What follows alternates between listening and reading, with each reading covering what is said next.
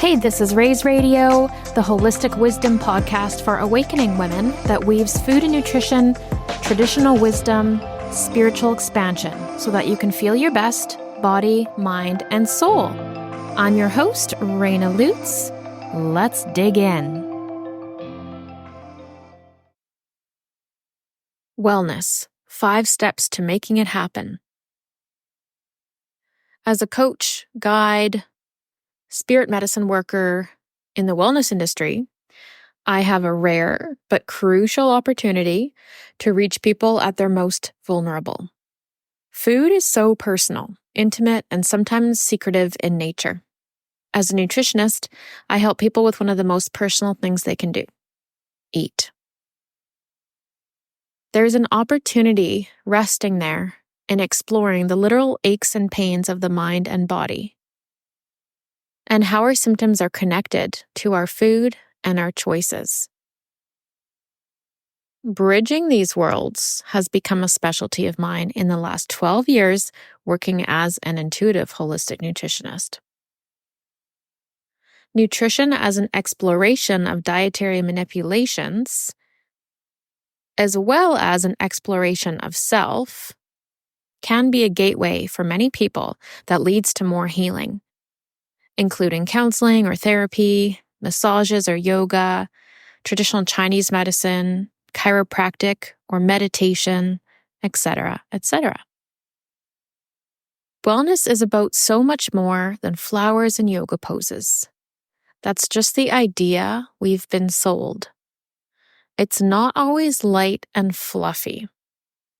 Our wellness explorations can be dark, and people often come to alternative health practitioners to sort through their struggles, calm their anxieties, and attempt to feel better in our consumerist world that prefers you to feel worse. When folks have been told there's nothing wrong with them, or that their symptoms are all in their head, that can leave them with not only the symptoms, but now with additional feelings of shame and confusion. Often, alternative health is their last resort. As stress and anxieties build in society, it feels as if wellness is at the root importance now. More of us are struggling not with just digestive issues, but to add to our plates, our mental wellness is suffering, our high-tech habits are weakening our body and minds, and our addictions and our constant busyness is dizzying. I'm lucky when a client is ready and reaches out, they're ready to jump into change, and they're ready to fight for their right to wellness. Those clients already know they can be the change they wish to see in the world, and they already know that it's small but powerful tweaks to their routine that are the real gateway to that change. Folks who are ready to be open, be vulnerable, be coachable, and shed what they don't need anymore in order to start fresh. It's a powerful time, and it's a powerful process to be a witness of. I'm always honored when clients choose to work with me. Requires an immense level of responsibility, vulnerability, and bravery, all of which is something I cannot take lightly. So here's what I can personally promise you as a practitioner: non-judgment, accessible nutrition recommendations, staying open to learning, a high code of ethics, and art as activism. And there are 5 ways you can embrace wellness in your life. So number 1 is finding safety and non-judgment in your wellness team. It can be really easy for a nutritionist's words to be triggering or shameful. Sometimes nutritionists are not aware that people or clients are feeling embarrassed or judged, and most often people are just self-conscious. We're really self-conscious of being judged even when we absolutely aren't. I meet everyone where they're at, and I don't judge, period. My students, readers, and clients come to me bearing their most vulnerable selves in the heat of the moment, like talking about digestive problems, their secret eating, life dramas, and having probing questions asked in a coaching session. This is all discomfort. These are all vulnerable things to show up and do. But changing your diet and working on yourself is a process. We learn and evolve as we go. Keeping an open mind is the only way for new things to get in.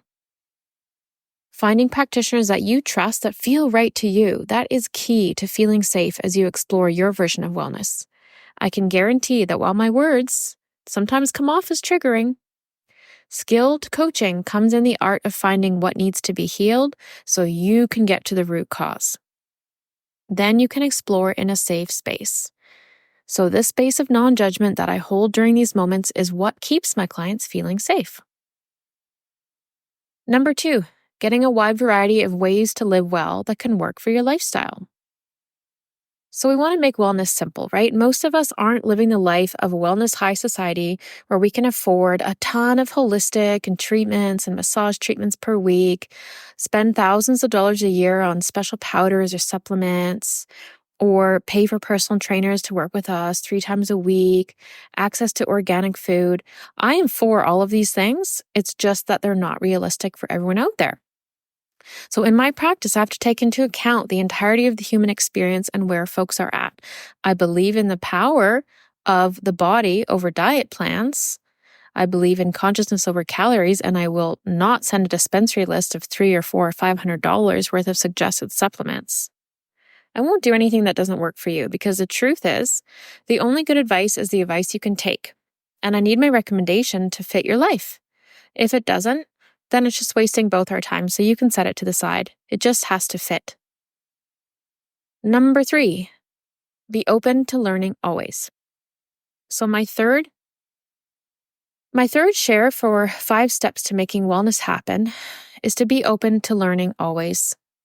So I've been in the field of wellness since 2011, and I've been in the field of intuitive work and spiritual healing since 2016. And yet I am constantly learning. I constantly want to learn.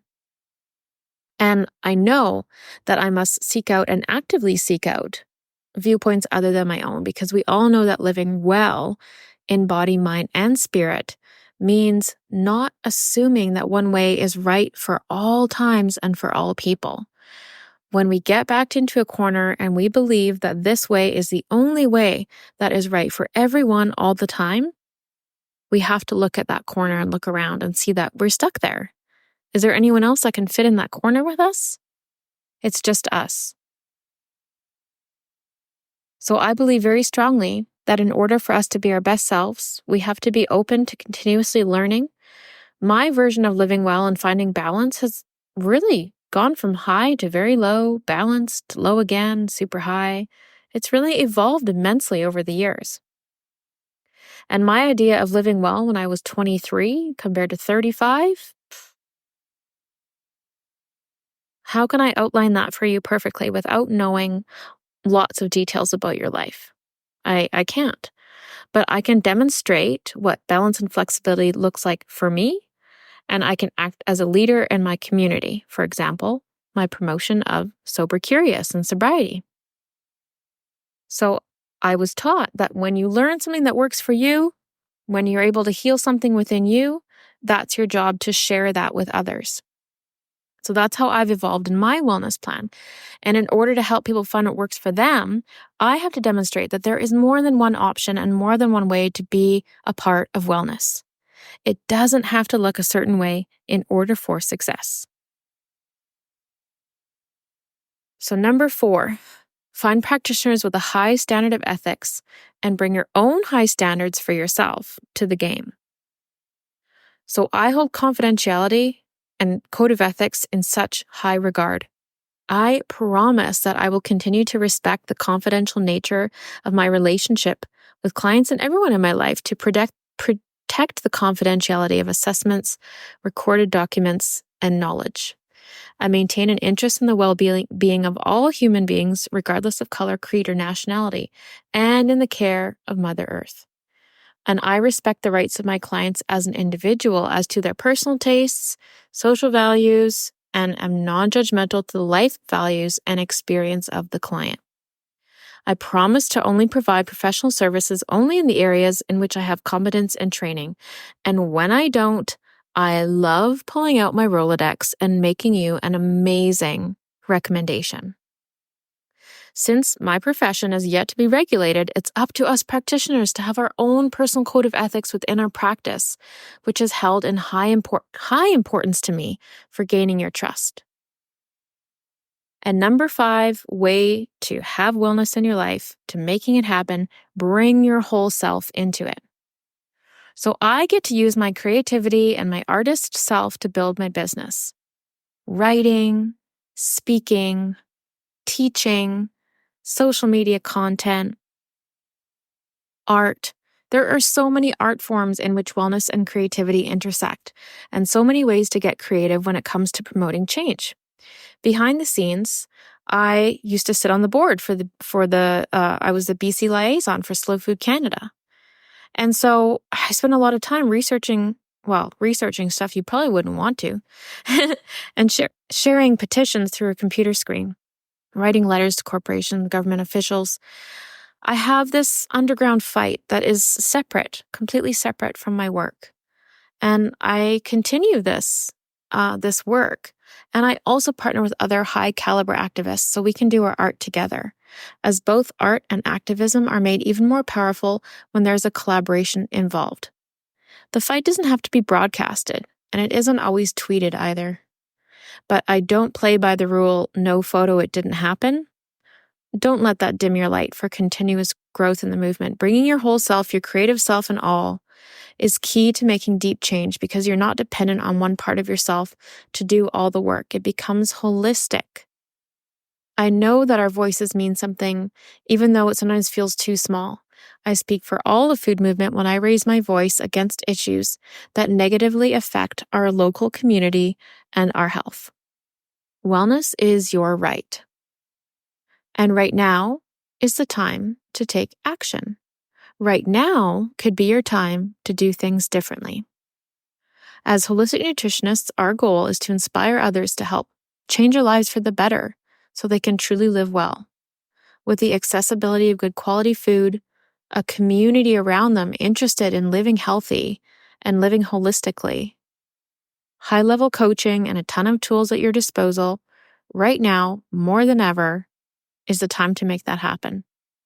So I hope these 5 ways to help bring wellness into a sanctuary for you, to bring this into your life. I hope that you can find that. And I hope that this gave you some inspiration today.